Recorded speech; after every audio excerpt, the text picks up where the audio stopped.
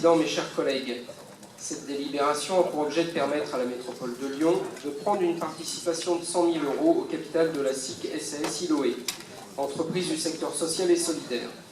Cette structure porte les projets d'innovation en économie circulaire, dont entre autres un nouvel outil métropolitain de gestion des déchets hétéroclites par un système territorialisé de coopération entre les acteurs relevant du secteur public, privé et de l'économie sociale et solidaire. Porter de tels projets ne peut être que valorisant.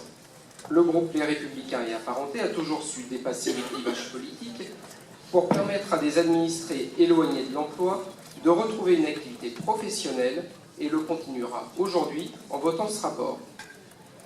Là n'est pas le débat que nous souhaitons porter aujourd'hui. Le débat que nous souhaitons porter aujourd'hui a trait au libre accès à la commande publique, y compris dans le cadre de marchés réservés à l'insertion et au secteur du travail protégé et adapté.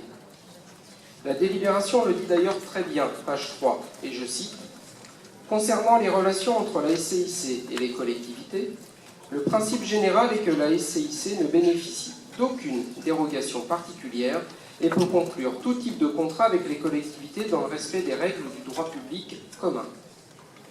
Or, force est de constater que si nos communes respectives sont intéressées par les marchés publics réservés au secteur du travail protégé et adapté ou aux marchés réservés aux prestations d'insertion, et respectant le code de la commande publique en publiant des appels à concurrence, elles se retrouvent encore trop souvent avec un seul acteur de l'économie sociale et solidaire répondant à ces appels à concurrence.